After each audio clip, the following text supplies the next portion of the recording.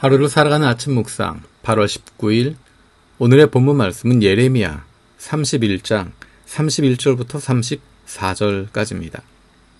여호와의 말씀이니라. 보라, 날이 이르리니 내가 이스라엘 집과 유다 집에 새 언약을 맺으리라. 이 언약은 내가 그들의 조상들의 손을 잡고 애굽 땅에서 인도하여 내던 날에 맺은 것과 같지 아니할 것은 내가 그들의 남편이 되었어도 그들이 내 언약을 깨뜨렸음이라. 여호와의 말씀이니라. 그러나 그날 후에 내가 이스라엘 집과 맺을 언약은 이러하니 곧 내가 나의 법을 그들의 속에 두며 그들의 마음에 기록하여 나는 그들의 하나님이 되고 그들은 내 백성이 될 것이라. 여호와의 말씀이니라. 그들이 다시는 각기 이웃과 형제를 가르쳐 이르기를 너는 여호와를 알라 하지 아니하리니 이는 작은 자로부터 큰 자까지 다 나를 알기 때문이라. 내가 그들의 악행을 사하고 다시는 그 죄를 기억하지 아니하리라. 여호와의 말씀이니라. 아멘. 예레미야의 말씀을 읽으면서 마음이 힘들고 어려웠습니다. 왜냐하면 예레미야가 선포하고 있었던 죄악들, 나라가 망할 수밖에 없는, 심판받을 수밖에 없는 그 죄악의 모습들이 마치 우리 교회의 모습을 보고 있는 것 같았기 때문입니다. 그래서 예레미야를 한 장 한 장 읽어가면서 마음이 무겁고 아프고 망할 수밖에 없구나, 이렇게 무너질 수밖에 없구나, 하나님이 이토록 죄악을 미워하시는구나 하는 마음을 가질 수밖에 없었습니다.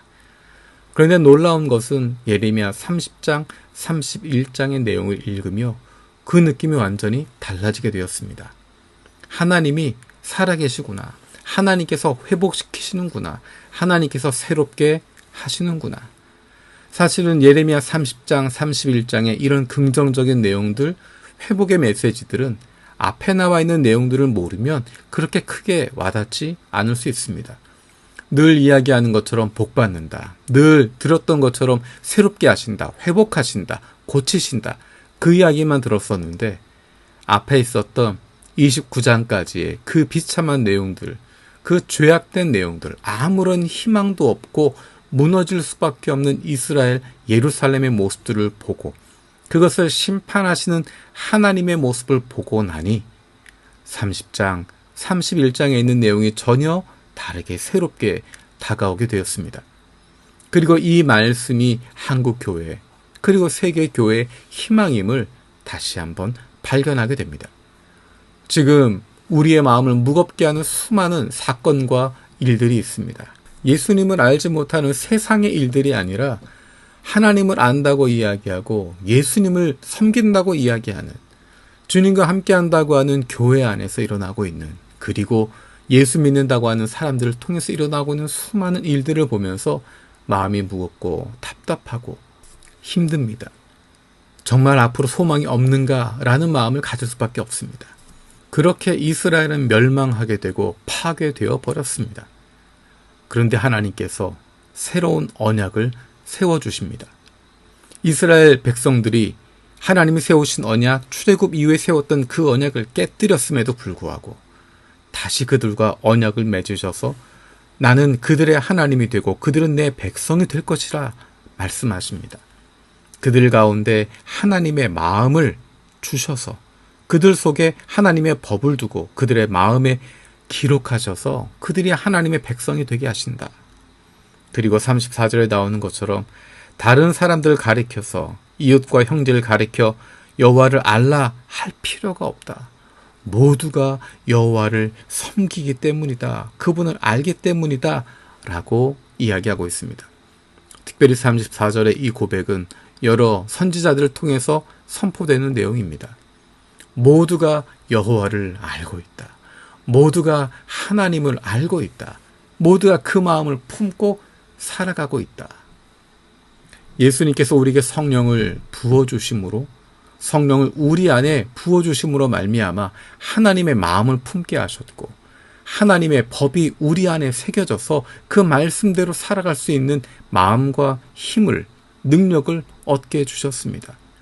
뿐만 아니라 우리 모두에게 성령을 부어주셔서 모두가 하나님을 알고 하나님의 뜻대로 살아갈 수 있는 하나님의 자녀들, 하나님의 백성들이 되게 하십니다. 우리에게 새로운 희망을 주시고 새로운 일을 시작하시고 새롭게 만들어 주시겠다 말씀하십니다. 우리의 능력이 아니라, 우리의 각오가 아니라, 우리의 전략이 아니라 하나님께서 그렇게 하신다는 것입니다.